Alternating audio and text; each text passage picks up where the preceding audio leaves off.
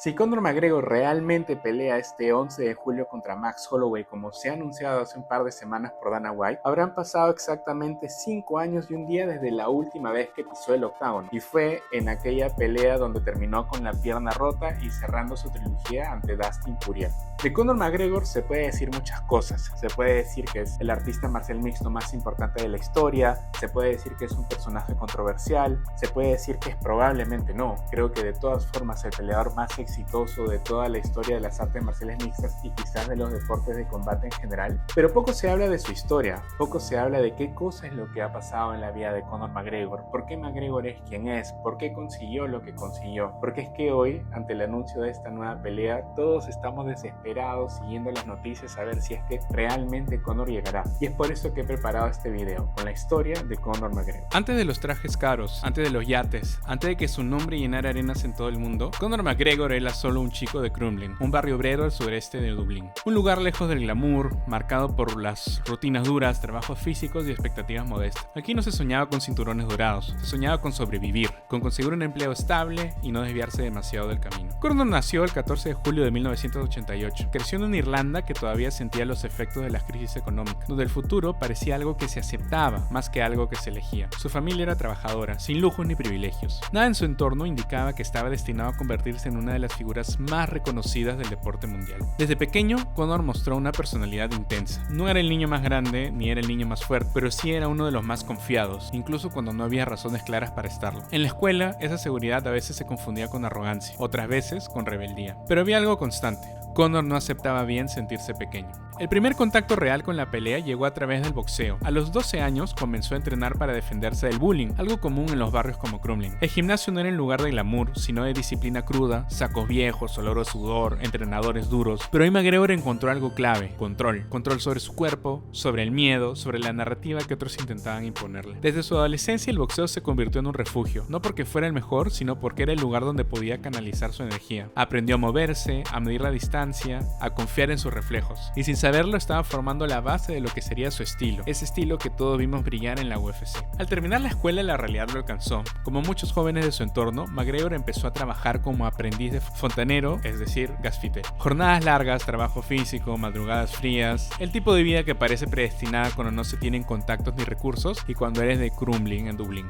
Y McGregor durante el día trabajaba y durante las noches se entrenaba. Y acá es donde ocurre algo fundamental. Mientras lo usual hubiera sido resignarse a ese como el camino definitivo, McGregor empezó a verlo como un paréntesis. Alguna vez dijo que no se sentía parte de ese mundo, no porque lo despreciara, sino porque sentía con una convicción que, según él ha dicho, no puede explicar, que él no pertenecía ahí. Es en ese punto donde aparece una de las figuras más importantes de su vida, John Kavanagh. Conor llega al gimnasio SBG Ireland, SBG Irlanda, sin dinero, sin reputación, sin experiencia real en artes marciales mixtas. Solo trae consigo experiencia en boxeo y una personalidad que desde allá llamaba la atención. Kavanagh ha contado en múltiples ocasiones que McGregor hablaba desde el primer día como si ya supiera dónde iba. No pedía permiso, no pedía paciencia, simplemente decía que iba a ser campeón. En un entorno donde la mayoría solo entrenaba por hobby, esa mentalidad parecía absurda. Pero McGregor empezó a entrenar con más conciencia. Observaba, preguntaba, analizaba y dicen que también visualizaba. Hablaba constantemente en imágenes mentales, resultados que todavía no existían. Recuerden si no, cómo dijo que iba a noquear a Aldo. Para muchos era simple fantasía. Durante este periodo de su vida, su realidad era extremadamente precaria. Vivía con su pareja, Dee Devlin, en condiciones muy humildes, dependía de ayudas sociales, contaba monedas para pagar el transporte al gimnasio. Hay historias de todos lados de Conor llegando a entrenar sin haber comido correctamente. Y ahí es donde la figura de Dee empezó a ser importante. Alguna vez le preguntaba en conferencia qué opinaba McGregor de que su esposa, Dee Devlin, o debo decir, para ser más preciso, su pareja, no trabajaba. Y McGregor respondió de una manera que creo que fue irrefutable. Él contó la historia de cómo cuando él trabajaba de gasfitero, cuando él solo entrenaba y cuando él decidió ser un peleador profesional, fue Dee la que le preparaba las comidas. Fue Dee quien buscaba la dieta especial para que McGregor pueda comer. Fue ella quien hizo los 3 turnos en 3 trabajos cuando McGregor decidió dedicarse profesionalmente a esto y solo entrenar. Y es así que fue ella quien mantuvo a McGregor y quien lo alimentó para que él pudiera cumplir su sueño. Por eso es que McGregor dice que gracias a ella él está donde está y que hoy en día el único trabajo de su esposa es cobrar sus cheques. Y es que cuando muchos veían a McGregor como un soñador irresponsable, ella creyó, ella lo apoyó cuando no había garantías, incluso cuando dejar el trabajo parecía una locura. Y es así como Conor McGregor, antes del ruido, antes del personaje, era simplemente una persona que no tenía seguridad, pero tenía fe y tenía visión. Y es aquí donde ya empieza su historia. Conor McGregor se construyó en un entorno muy distinto, un escenario sin glamour, sin grandes bolsas, sin cámaras. Ese lugar fue Cage Warriors. Yo sé que para muchos hoy día es una de las organizaciones más reconocidas de Europa, pero en ese entonces era simplemente una pequeña liga regional, si es que no local. Cuando Conor llega a Cage Warriors, no lo hace como una figura consolidada. Llega como un peleador joven, irregular, con talento evidente pero todavía sin pulir. Había mostrado destellos en el circuito regional local, pero también bastantes inconsistencias, y para muchos era simplemente otro striker creativo, con demasiada confianza y con una estructura insuficiente. Desde sus primeras peleas, su estilo empezó a destacar.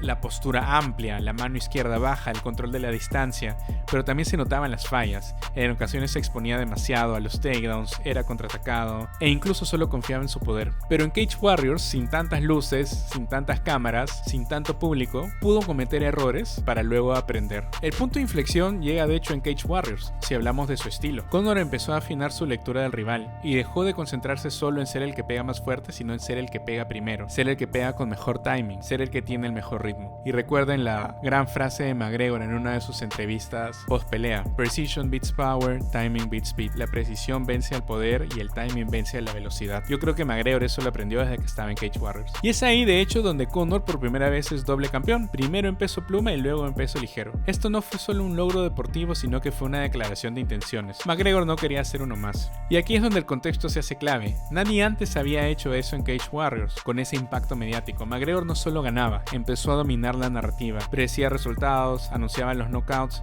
y lo cumplía con una frecuencia inquietante. Durante esta etapa su striking se volvió más refinado, menos golpes innecesarios, más precisión. Empezó a entender el valor del control del ritmo, no siempre presionaba, a veces esperaba y contraatacaba una vez que veía el error. También empezó a trabajar en su defensa. Para poder imponer su estilo, primero tenía que aprender a sobrevivir. A nivel personal, si bien era doble campeón en Cage Warriors, la parte económica estaba lejos de estar solucionada. Seguía viviendo con muy poco, no había grandes contratos, no había seguridad económica y cada pelea era vida o muerte. Cada bolsa era necesaria. Esa presión financiera a veces dicen que agudizó su enfoque. La relación con Jan Kavanagh entonces empieza a mutar. Ya dejaron de ser tanto entrenador y peleador y se convirtieron en socios. Ajustaron los campamentos, analizaban rivales. Kavanagh empezó a compartir la visión de McGregor y Cage Warriors se convirtió en una extensión del gimnasio, un campo de pruebas real. Para la UFC, esta organización siempre ha sido un semillero, pero con Conor ocurrió algo distinto. No solo era un peleador que estaba listo para subir de nivel, era alguien que ya entendía cómo promocionar las peleas. Por eso, cuando finalmente llega la llamada de la UFC, Conor no se presenta como un prospecto agradecido, se presenta como alguien que siente que la empresa lo necesita tanto como él a ella. Esa seguridad evidentemente no había nacido de la nada, ya venía del personaje y del estilo que él había construido en Cage Warriors. Entonces, McGregor llega en el 2013 y no lo hizo siguiendo el guión del clásico peleador nuevo, del debutante. No llegó agradecido, ni silencioso, ni prudente. Llegó hablador, llegó bocón, pero sobre todo llegó noqueador. Y de hecho la UFC ya lo tenía en el radar hace tiempo, por su manera de hablar y por su manera de pelear.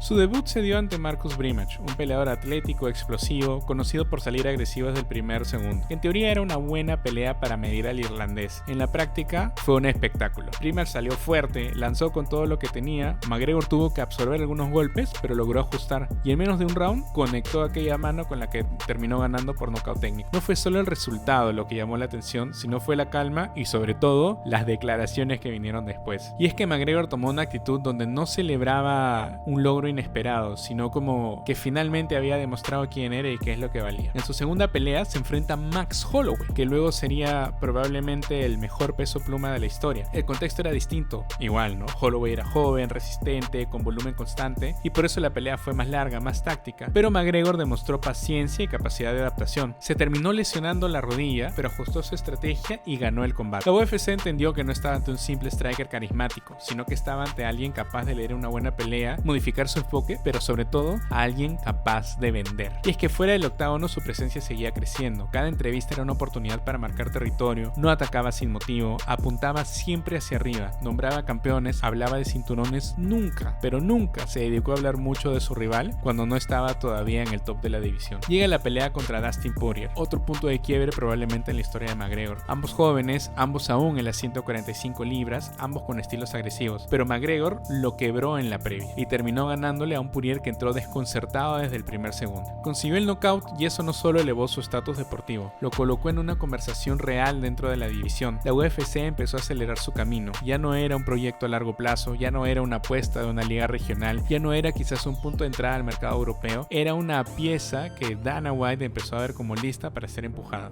Y McGregor continuó su actitud, siempre como alguien que exigía ser colocado donde creía merecer.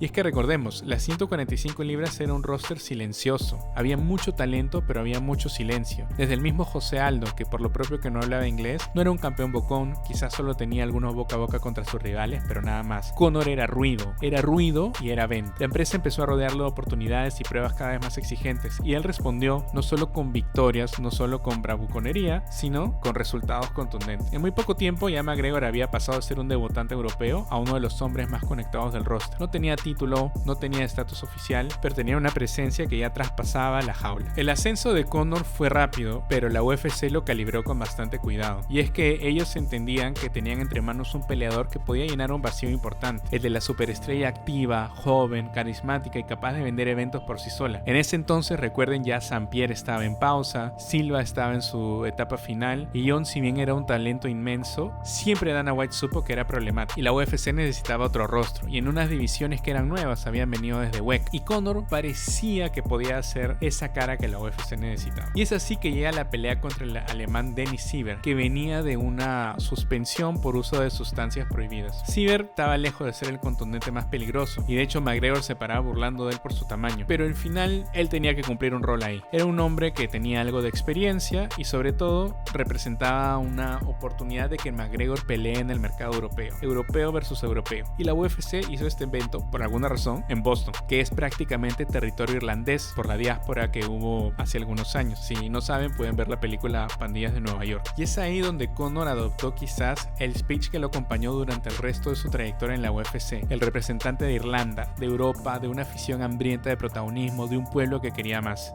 Y esa es una de las caminatas al octágono más encerdoras de la historia, Conor entrando al octágono en Boston. Y dentro de la jaula, bueno, la pelea no fue bastante resaltante, en realidad McGregor lo noqueó con facilidad, saltó, celebró de la jaula para encararse a José Aldo, que estaba presente.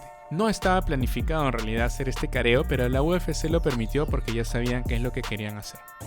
Y es que a partir de ahí ya la narrativa estaba clara. El campeón era José Aldo, uno de los reinados más dominantes de la historia del peso pluma. Para mí personalmente el mejor peso pluma en la historia, incluso sobre Holloway y Volk. Y sí, tenía 10 defensas, años de control absoluto, respeto unánime, pero enfrente estaba Conor McGregor y la UFC apostó, y yo creo que sin tanto convencimiento pero con toda la fe, a que McGregor podía ganarle a Aldo. Y la construcción fue larga de esta pelea y la construcción fue brutal. Conor en ningún momento en la previa del combate se concentró en estilos, sino se concentró en la psicología. Habló del pasado de Aldo, de sus derrotas, de su entorno. Le habló en portugués diciéndole "tu va morei", esa frase típica que dicen los brasileros cuando vas a pelear y no eres brasilero. Lo relató como alguien emocionalmente frágil, atrapado por la presión de ser campeón. Y Aldo, que normalmente, como les decíamos, en una división que era callada, estaba acostumbrado a tener uno que otro careo, reaccionó. Y ahí es donde McGregor vio por dónde es que tenía que seguir presionando. McGregor, vez tras vez, encuentro tras encuentro, lo presionó, lo fastidió, lo jodió. Incluso hay una escena bien famosa donde McGregor viene por atrás y le quita el título a Aldo y grita, y el brasilero no sabe qué hacer. McGregor hizo una previa brutal. Sin embargo, Aldo se termina lesionando y la UFC tiene que llenar la pelea de último minuto, y ahí es donde aparece Chad Mendes. McGregor peleaba por el título interino de las 145 libras de la UFC. Si bien Mendes llegó con poco aviso era un riesgo enorme, porque era la primera vez en la UFC que Conor se enfrentaba a un wrestler, o un luchador, debo decir, tan competente. De hecho, al inicio la pelea parecía que Conor le iba a perder. Mendes lo derribó, lo castigó, lo cortó, incluso estuvo a punto de someterlo, pero ahí es donde Conor hizo una movida excelente para escaparse de la guillotina, se paró, empezó a castigar a un Mendes en el cuerpo que ya estaba bastante cansado y lo terminó finalizando con su mano izquierda. Y el éxito fue ensordecedor, y ahí es donde McGregor soltó otra de sus frases célebres: Ireland, we did it, baby. Lo hicimos, Irlanda. Y ya estaba todo listo para que pelee contra José Aldo. McGregor era campeón interino del peso pluma de la UFC. Y finalmente llegó el combate. El UFC 194, José Aldo vs Conor McGregor. No era un combate más por el cinturón, era realmente un evento histórico. La UFC había construido la pelea en toda la previa como un choque entre dos mundos: el campeón dominante y silencioso contra el retador ruidoso que solo prometía destruirlo. Como les había dicho, José Aldo llevaba una década sin perder, había defendido el peso pluma 10 veces, primero en WEC, luego en UFC, para muchos el mejor de la historia. McGregor representaba la ruptura, no solo quería ganar el cinturón, quería despojar a Aldo de su aura y él quedarse con el aura de campeón indiscutido. La previa fue agotadora, siguió siendo brutal, conferencias de prensa en todo el mundo, giras promocionales interminables, y cada vez McGregor lo presionaba a Aldo sin parar. Y es así como llegan el día del evento, el MGM Grand Garden Arena en Las Vegas. Estaba lleno, repleto, y la gente no sabía que iba a presenciar historia. Aldo salió agresivo, demasiado agresivo, algo poco común en el campeón. Avanzó con intención de poner respeto desde inmediato, pero no midió la distancia. McGregor, que había estado practicando esa movida en los camerinos, retrocedió, recibió el golpe de Aldo, pero conectó esa mano izquierda y lo mandó a dormir. Knockout, finalización, 13 segundos, y McGregor lo había hecho. Era campeón de las 145 libras de la UFC.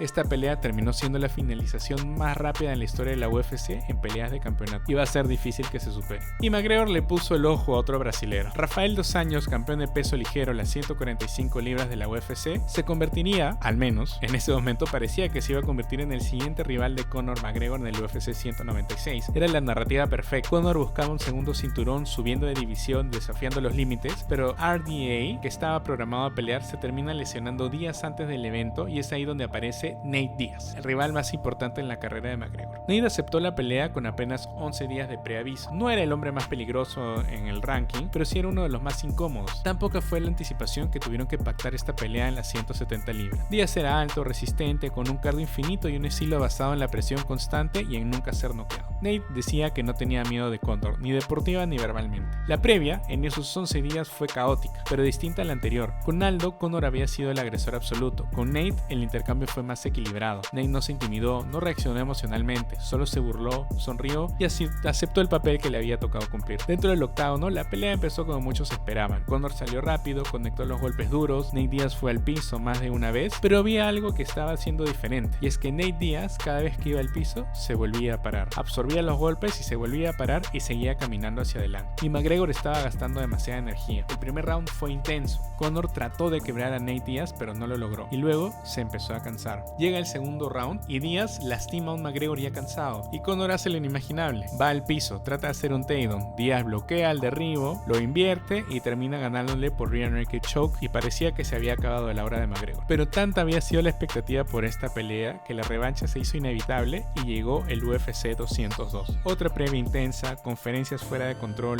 insultos, botellas volando. Conor era un todoterreno y estaba fuera de control, y Nate Diaz igual. En la revancha McGregor tuvo un approach diferente, fue bastante más estratégico, no salió a destruir desde el primer segundo, controló el ritmo, usó low kicks, gestionó la distancia y sobre todo manejó el cardio. Aún así, Nate Diaz nunca dejó de avanzar y para muchos se debió llevar la decisión. Finalmente fue McGregor quien se llevó el triunfo de esa pelea y así acabó su rivalidad con Nate Diaz. Un punto importante es que McGregor hizo esta pelea en las 170 libras, que era la categoría en la que habían tenido que pelear en la pelea inicial por haber sido con poca anticipación. No quiso ir a las 155 libras, que era en ese momento la categoría natural de ambos. Una vez acabada esta rivalidad, ya el objetivo era claro: convertirse en el primer doble campeón simultáneo de la UFC. Rafael dos Anjos ya no era el campeón, ahora era Eddie Alvarez, el obstáculo, el campeón de peso ligero, un peleador completo, experimentado y que normalmente era subestimado por el público. La previa fue distinta a lo que había sido con Aldo, y también fue distinta a lo que había sido con Nate. Esta previa fue simplemente desprecio absoluto, no lo trató como una amenaza real, lo trató como un trámite, como alguien que simplemente estaba ahí esperando a ser golpeado. Eddie, por su parte, cargaba con el peso de representar a toda una división. Era la primera vez que un retador de una división inferior iba a retar al peleador campeón de la división siguiente siendo campeón.